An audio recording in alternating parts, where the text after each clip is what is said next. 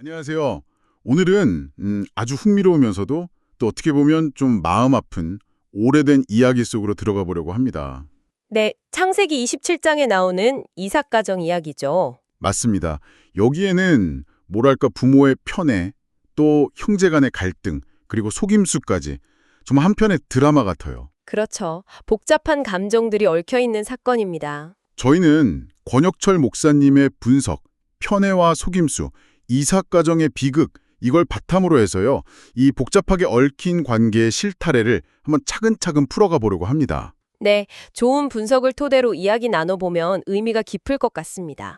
아브라함으로부터 시작된 그 믿음의 유산 있잖아요. 그게 이제 다음 세대, 이삭의 아들들에게로 이어져야 하는 정말 중요한 시점인데, 네, 결정적인 순간이죠.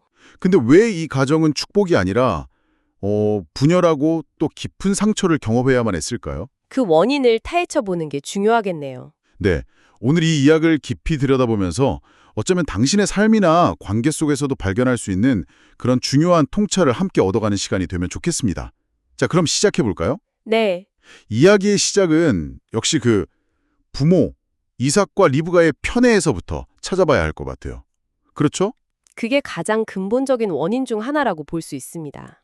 기록을 보면 이삭은 좀 활동적이고 사냥을 잘했던 에서를, 그리고 리브가는 상대적으로 조용하고 뭐랄까 집안일을 돕던 야곱을 더 아꼈다고 하죠. 네, 성향이 다른 두 아들이었죠.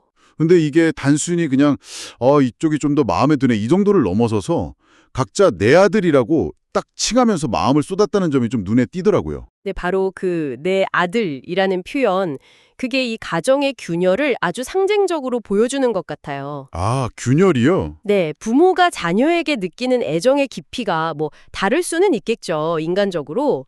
근데 이삭 가정의 경우는 그 편애가 가정을 보이지 않는 선으로 확 갈라놓아 버렸어요. 갈라놓았다. 네, 마치 뭐랄까 한 지붕 아래 살고는 있지만 실질적으로는 이삭 에서팀 그리고 리브가 야곱팀 이렇게 딱 두 개의 분리된 진영이 존재했던 것처럼 느껴질 정도죠. 와, 듣고 보니 정말 그러네요. 사실 뭐 자녀들 성향이 다르면 부모가 각기 다른 방식으로 좀 끌릴 수는 있잖아요. 그건 어느 정도 이해가 가는데 그렇죠. 자연스러운 감정일 수 있죠. 근데 이게 왜 이 가정에서는 이렇게까지 파괴적인 결과를 낳게 된 걸까요? 단순한 애정 표현 이상의 문제가 있었던 거네요, 확실히. 그렇습니다. 핵심은 하나님의 언약을 함께 품고 다음 세대로 전수해야 할 부부가 오히려 자녀를 기준으로 서로 다른 편에 서버렸다는 거예요. 아, 그리고 그 불균형한 사람을 막 쏟아 부은 셈이죠. 이건 단순히 누구를 더 좋아하냐, 덜 좋아하냐 이 문제가 아니에요. 그럼 어떤 문제인가요? 가정 전체의 어떤 영적인 방향성, 그리고 일치성 자체를 잃어버리게 만드는 아주 심각한 문제였던 거죠. 사랑이라는 이름으로 행해졌을지는 몰라도 결과적으로는 가정의 연합을 깨뜨린 겁니다. 연합을 깨트린 거군요.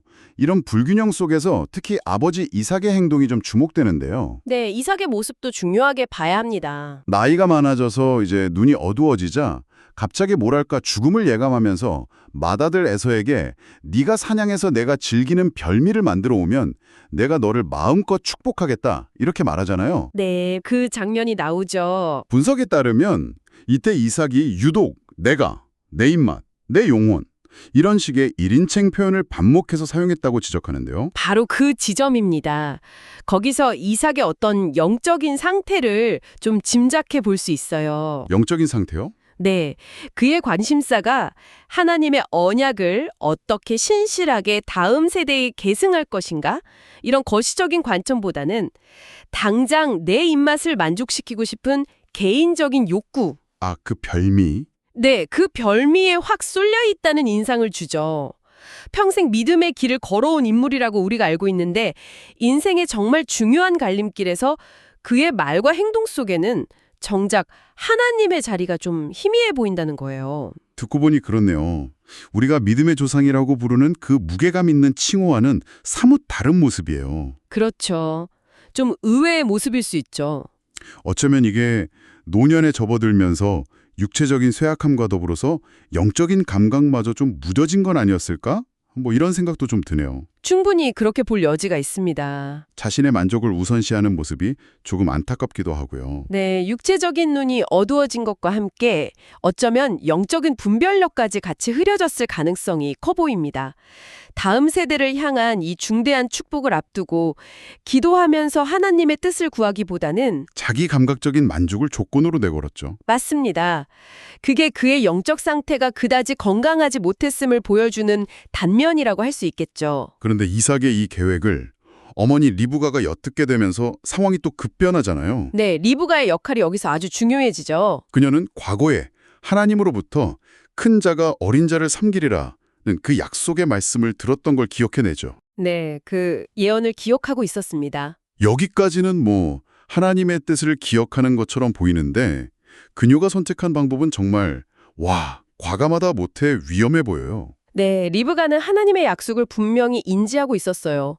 그리고 그 약속이 야곱을 통해서 이루어질 거라는 확신도 있었을 거고요. 그런데요? 문제는 그녀가 하나님의 시간표, 그리고 하나님의 방식을 신뢰하면서 기다리지 못했다는 점이에요. 조급했군요. 그렇죠. 남편 이삭이 자기 계획대로 에서를 축복하려는 움직임을 딱 포착하자마자 조급한 마음에 직접 나선 거죠. 하나님의 뜻을 인위적으로 성취하려고 시도한 겁니다. 그 방법이라는 것이 바로 속임수였던 거고요. 네, 맞습니다. 아들 야곱에게 아버지 이삭을 속이라고 지시하죠. 그냥 속이는 것도 아니고 염소 고기로 별미를 만들고 심지어 야곱의 그 매끄러운 팔이랑 곡에 염소 가죽을 둘러서 털 많은 에서처럼 위장시키는 치밀함까지 보여주잖아요. 정말 대담하고 치밀한 계획이었죠. 야곱이 망설이잖아요. 아버지께 속인 것이 발각되면 축복은커녕 저주를 받을까 두렵습니다. 이렇게 말하니까 리브가의 대답이 저는 정말 놀랍더라고요. 내 아들아, 너의 저주는 내게로 돌리리니 너는 내 말만 따르고, 아주 단호하게 말하죠. 네, 그 저주를 내가 받겠다니. 이 말 속에는 아들을 향한 어떤 강한 애정과 더불어서 목표를 위해서라면 정말 수단과 방법을 가리지 않겠다는 그런 위험한 열심이 동시에 담겨 있는 것 같아요. 위험한 열심이요. 네. 하나님의 약속을 이루겠다는 명분은 있었지만 그 과정에서 거짓말과 속임수라는 죄를 사용하는 것을 정당화하고 심지어 아들에게 그 죄를 강요하기까지 한 거죠. 그리고 하나님의 신실하심에 기대기보다는 자신의 꾀, 자신의 행동력을 더 믿었던 거네요. 정확합니다. 바로 그 점이 문제의 핵심입니다. 결국 야곱은 어머니의 그 각본대로 아버지 이삭에게 나아갑니다. 네, 실행에 옮기죠. 이삭이 목소리를 듣고는 음성은 야곱의 음성인데 손은 에서의 손이로다 이러면서 잠시 의심하잖아요. 네, 결정적인 순간이죠. 의심했지만 하지만 결국 에서처럼 꾸민 야곱의 손, 그 촉감을 확인하고는 소가 넘어가요. 그리고 야곱에게 장자의 축복을 선포하죠. 정말이지, 손에 땀을 주게 하는 장면이에요. 그렇죠. 이 장면은 영적인 분별력이 흐려졌을 때 인간이 얼마나 이 감각적인 판단에 쉽게 의존하게 되는지를 아주 극명하게 보여주는 사례라고 할 수 있습니다. 감각적인 판단이요? 네, 이삭은 귀로 들리는 비교적 명확한 증거, 즉 야곱의 목소리보다 손으로 만져지는 그 불확실한 감촉, 염소 가죽을 더 신뢰하는 오류를 범한 겁니다. 듣는 것보다 만져지는 걸 믿은 거네요? 그렇죠. 결과적으로 하나님의 언약 계승이라는 이 엄청나게 중요한 축복이 어떤 기도나 신중한 분별 혹은 하나님의 직접적인 인도하심을 통해서가 아니라 인간의 치밀한 속임수와 감각적인 오판에 의해서 전달되는 참 안타까운 상황이 벌어진 거죠. 네, 바로 그겁니다. 안타까운 일이죠. 그 속임수의 대가는 정말 혹독했습니다. 그렇죠. 대가가 따랐죠. 사냥에서 돌아온 에서가 모든 진상을 알게 되고 막 울부짖으면서 동생 야곱을 죽이겠다고 맹세하잖아요. 네, 엄청난 분노와 배신감을 느꼈겠죠. 결국 야곱은 형의 분노를 피해서 정든 집을 떠나야 했고 머나먼 외삼촌 라반의 집으로 도망치는 신세가 되죠. 네, 오랜 시간 동안 타향살이를 하게 됩니다. 결국 보면 부모의 편애에서 시작된 그 작은 균열이 속임수라는 과정을 거치면서 가정을 완전히 파괴시켜버린 셈이네요. 그렇습니다. 이삭의 어떤 영적인 무딤, 그리고 편애, 또 리브가의 조급함과 불신앙적인 방법, 그리고 야곱의 두려움 섞인 순종, 이 모든 것들이 복합적으로 작용한 결과죠. 네. 결국 형제 간의 깊은 증오와 원한, 그리고 가정의 완전한 붕괴라는 비극을 맞이하게 된 겁니다. 하나님의 축복이 흘러가야 할 통로가 이런 인간적인 죄와 실수들로 인해서 막혀버리고 아주 고통스럽게 우회하게 된 그런 안타까운 사례라고 할 수 있습니다. 그런데 여기서 한 가지 더 생각해 볼 지점이 있는 것 같아요. 어떤 점이죠? 이렇게 인간적인 실수와 죄가 가득한 과정이었음에도 불구하고 결과적으로는 하나님이 리브가에게 약속하셨던 대로 야곱이 장자의 축복을 받았다는 사실이에요. 이 아이러니는 어떻게 받아들여야 할까요? 아, 네. 아주 중요한 지적입니다. 바로 그 지점이 하나님의 주권과 신실하심을 보여주는 대목이라고 생각해요. 하나님의 주권이요. 네. 이 이야기는 인간의 연약함, 실수, 심지어는 의도적인 죄악까지도 하나님의 궁극적인 계획과 목적을 완전히 좌절시킬 수는 없다는 것을 역설적으로 드러냅니다. 아, 인간의 잘못에도 불구하고 하나님의 계획은 이루어진다. 그렇죠. 하나님은 이삭 가정의 이런 실패에도 불구하고 아브라함에게 하셨던 그 언약을 야곱을 통해서 신실하게 이어가시는 거죠.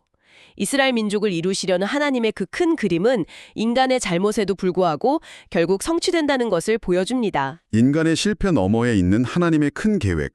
하지만 그 계획이 이루어지는 과정이 반드시 순탄하거나 아름다운 것만은 아니라는 점도 동시에 보여주는 것 같아요. 정확히 보셨습니다. 그게 핵심이에요. 야곱은 그 축복을 받았지만 그 대가로 평생 혹독한 시련을 겪어야 했으니까요. 맞습니다. 하나님의 주권은 분명히 드러나지만 동시에 우리가 하나님의 뜻을 이루어가는 그 과정과 방식이 얼마나 중요한지를 아주 강하게 깨닫게 하는 사건이죠. 과정과 방식의 중요성. 네. 하나님의 뜻을 따른다는 명분으로 인간적인 방법, 특히나 이렇게 죄악된 방법을 사용하는 것은 결국 더 큰 고통과 상처를 낳게 되고요. 목적지에 도달하더라도 훨씬 더 멀고 험난한 길을 돌아가게 만들 뿐이라는 겁니다. 하나님은 결과를 책임지시지만 그 과정에서의 아픔이나 상실은 고스란히 인간의 몫으로 남게 된다. 이런 교훈이군요. 네, 그렇게 정리할 수 있겠습니다. 그렇다면 이 수천 년 전의 이야기가 오늘을 살아가는 당신에게는 어떤 메시지를 던져줄까요? 이 분석에서는 특히 가정과 관계에 적용할 수 있는 몇 가지 중요한 교훈들을 강조하고 있습니다. 네, 오늘날 우리에게도 시사하는 바가 크죠. 가장 핵심적인 교훈은 역시 가정 안에서의 공정한 사랑 그리고 올바른 신앙 전수의 중요성일 겁니다. 공정한 사랑과 올바른 신앙 전수. 네, 부모는 자녀의 외모나 성격, 능력, 심지어 성별에 깔아서도 애정을 차별해서는 안 된다는 거죠. 그렇죠. 모든 자녀는 하나님 앞에서 동등하게 소중한 존재이고 하나님의 사랑과 믿음의 유산은 특정 자녀에게 편중되지 않고 골고루 흘러가야 한다는 그런 책임감을 가져야 합니다. 분석에서 나온 표현 중에 자녀를 부모의 기대를 충족시키거나 노후를 보장하는 수단으로 여기는 게 아니라 하나님께서 잠시 우리에게 맡겨주신 소중한 손님처럼 대해야 한다는 관점도 참 신선했어요. 아, 네. 그 표현 좋죠. 소중한 손님. 각 자녀를 향한 하나님의 고유한 계획과 부르심이 있을 텐데 그것을 발견하도록 돕는 것이 부모의 역할이라는 의미겠죠. 네, 맞아요. 가정은 신앙을 배우고 실천하고 경험하는 첫 번째 공동체이자 학교잖아요. 첫 번째 학교. 네, 부모와 자녀가 함께 하나님을 경외하고 같은 믿음의 가치관 위에서 서로를 존중하면서 공평하게 사랑할 때 그 가정은 비로소 하나님의 축복이 온전히 머물고 또 흘러가는 건강한 통로가 될 수 있는 거죠. 이삭 과정처럼 어떤 인간적인 편애나 계상이 아니라 하나님의 사랑과 말씀이 가정의 중심이 되도록 끊임없이 노력하는 자세가 필요하겠네요. 그렇습니다. 지속적인 노력이 필요합니다. 오늘은 창세기 27장의 이삭 과정을 통해서 편애와 속임수라는 인간적인 연약함이 어떻게 하나님의 축복을 왜곡시키고 관계를 파괴할 수 있는지 좀 생생하게 살펴보았습니다. 네, 참 많은 생각을 하게 하는 이야기입니다. 믿음의 명문가라고 할 수 있는 그런 가정 안에서도 이런 비극이 일어날 수 있다는 사실은 우리에게 참 많은 것을 생각하게 하는 것 같아요. 맞습니다. 하지만 동시에 우리가 기억해야 할 것은 이 모든 인간적인 혼란과 실패 속에서도 하나님의 궁극적인 계획은 멈추지 않고 이루어진다는 사실입니다. 네, 그 점도 중요하죠.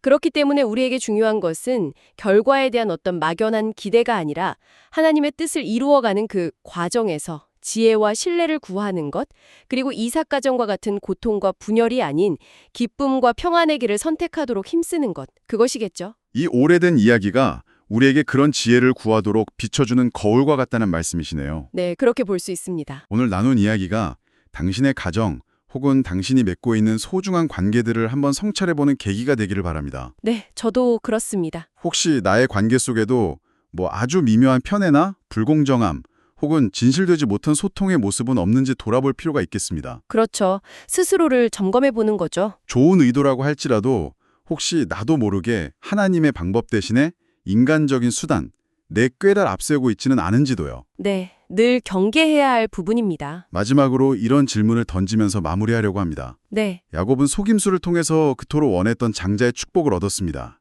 하지만 그 축복을 온전히 누리기까지는 형과를 오랜 불화, 고된 타향살이, 또 외삼촌에게 속고 속이는 관계 등 정말 평생에 걸쳐 혹독한 대가를 치러야 했잖아요. 네, 그 과정이 너무나 고통스러웠죠. 그렇다면 과정의 정당성을 잃어버린 채 얻은 결과는 과연 진정한 의미의 축복이라고 할 수 있을까요? 당신의 생각은 어떠신가요? 정말 깊이 생각해 볼 만한 질문이네요. 네, 한번 깊이 고민해 볼 만한 질문인 것 같습니다.